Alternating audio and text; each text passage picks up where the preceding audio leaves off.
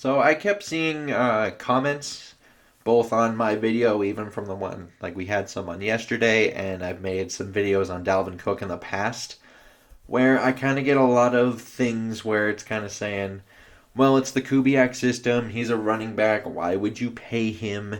And I've kind of been adamant on he's a different player, so give him the money.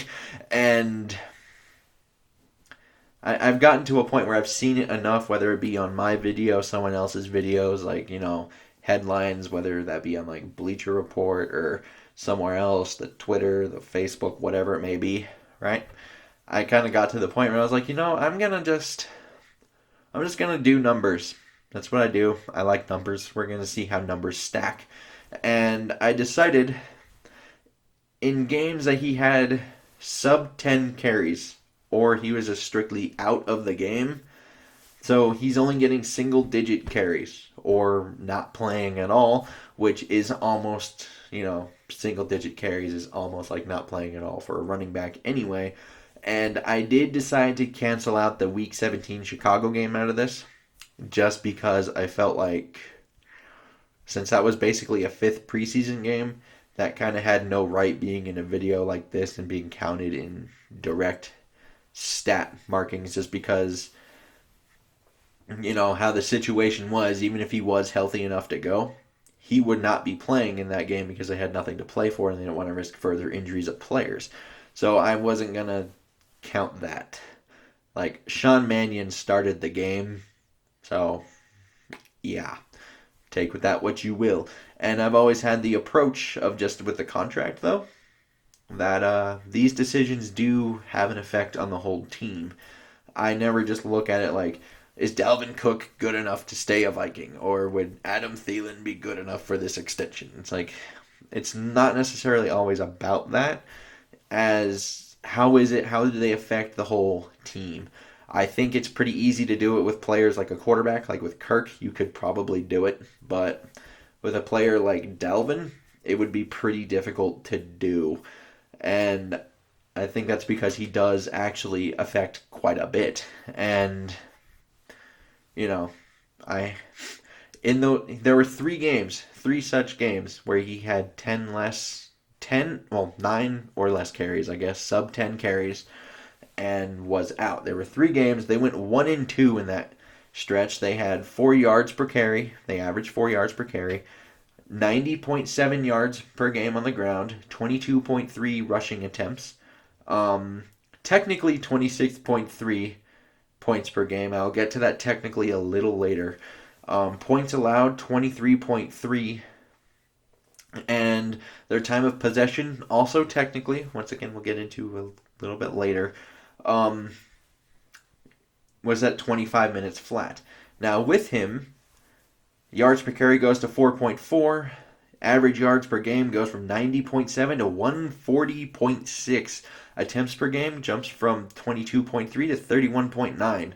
Points per game is at 25.7, and a lot of people will already point to that and be like, they score more points. But once again, I'm going to save that for a little just after this.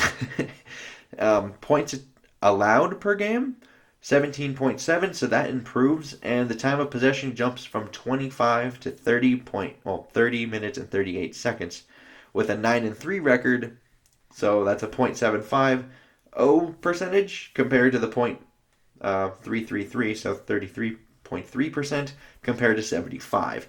And why I kept saying technically is because there was kind of an outlier in these numbers, and that was the Los Angeles Chargers. And the Chargers turned the ball over 7 times in that game, and Minnesota was able to score 20 points off of these 7 turnovers. So if you want to take points, taken away from turnovers just from that game, because that is such an outlier, which I think, when you're doing numbers, that is actually that's the thing you're supposed to do. You're supposed to take out that outlier. That 26.3 drops down to 19.6. So, and then time of possession, once again, if you want to take away the turnovers, 25 minutes average of possession time drops down to 21 minutes and 30 seconds, that's an insane difference. I know and without those turnovers, they still do win the game. Just instead of a 39-10 victory, it's a 19-10 victory, and it looks a lot similar to that one they had over the Washington football team. And people were disappointed in that a little bit because like, oh, we should have done better. So it's like, yeah, that would have been a lot closer, obviously, had they not had 7 turnovers. I'm not knocking the defense for doing that. When we're trying to look at the offense's effectiveness, I think it is probably wise to do that. So that's why I got to that point. And so they averaged 7 more points on the board for the offense, so a touchdown more a game, and they allowed 6 less points, which is essentially another touchdown. Obviously, it's 2 field goals because it's 6, but you know what I mean. And yet also potentially, that was the one I wasn't really sure if I should apply it, but the 9 minutes more, that is super helpful to a defense, so no wonder why they were able to do that. And once again, I know everyone wants to say he is a replaceable player strictly because he's a running back and we have Gary Kubiak and we like Alexander Madison and things like that. But think what is already likely to happen within the next 2 to 3 seasons. And that is, you are already looking at Thielen and Rudolph probably gone within the next 2 to 3 years. Because there's even a potential out for Adam Thielen after this 2020 season. So he could be gone as early as next season, and let alone 2 or 3 seasons from now. And obviously these 2 players would be replaced by Jefferson, who I know there's a lot of hype and buzz around Justin Jefferson, as there is Cameron Dantzler, but he's still a rookie. He still hasn't done anything. And as of right now, you already know we're probably going to lose these 2 players who are big weapons. And if Jefferson can't sufficiently replace Adam Thielen, even if he is okay or good, but can't sufficiently replace Adam Thielen, and then I do have more faith in Irv as of right now, just because we have seen him on a field. I'm not trying to knock Jefferson here. I'm just saying we haven't seen him yet. So knowing that we will probably lose these 2 guys in the near future, it's hard for me to say that right now I am 100% confident Jefferson is going to be some Pro Bowl receiver. I can't tell you that. I can tell you he looks pretty darn good. I can't tell you he will be a Pro Bowler or take all this pressure off of the running game or anything like that. I can't tell you that. And Irv, I like Irv. But in this case, he would probably become like the de facto number 2 receiver or pass catcher in this entire offense. And now, if you don't have Dalvin Cook and you have Alexander Madison, how would you think he would take pressure off of these 2 players, basically these 2 big name players? Because I'm not sure he would. I really think they would play coverage and basically we would be getting production from the run game, but at the same time, it would probably be hard to pass just because they can play coverage, because Alexander Madison isn't some game-breaking talent. And once again, not a knock on Madison. He's a fine player, but he's not in that same special territory Dalvin Cook can be. And to me, that's why I kind of come back to, we do have a player in Minnesota right now that makes them 50 yards better on the ground. They score 1 more touchdown. They allow 1 less.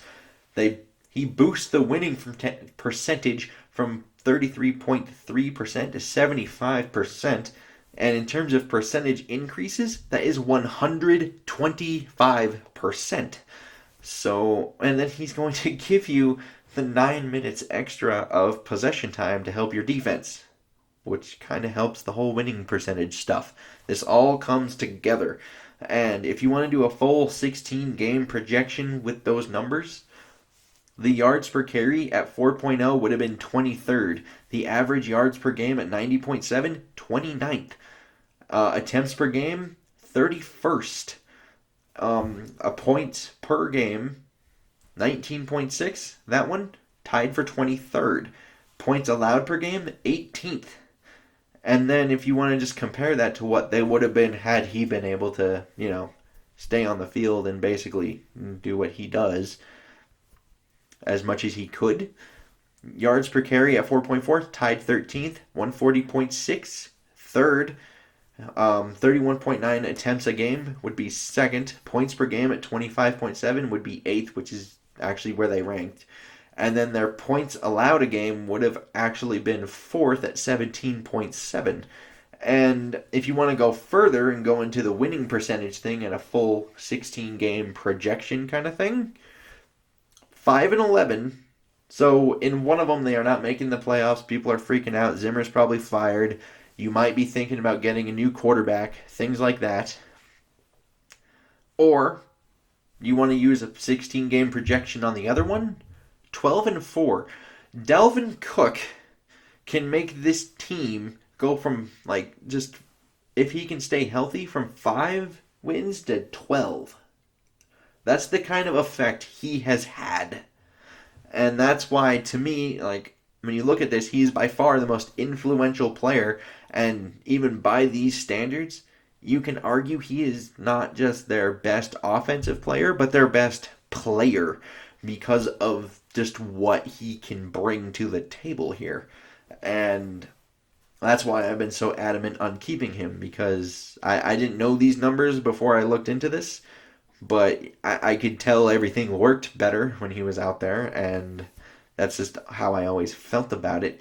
I know a lot of other people don't always feel the same way as I do, but I'm kind of glad I saw those comments, because I thought this was really interesting. I really did, because I didn't think, even though I knew the numbers would probably be better, I didn't necessarily know they would be this much better. And I think this has just kind of made me think, well, they kind of have to keep him. It's not really a question to me at all. And I know with some others it will be still a question because it's paying a running back.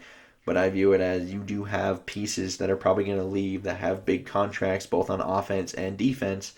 You will be able to afford this contract, and you need some kind of firepower to keep up with people.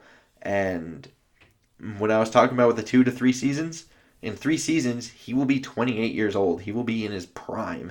So it's really not even that much of a worry to me to continue with this. I'd like to know your guys' comments, opinions down below. I'm sure there might be some that don't like me, but that's okay. It's all good. Liking and subscribing, super helpful. And until next time, I bid y'all adieu.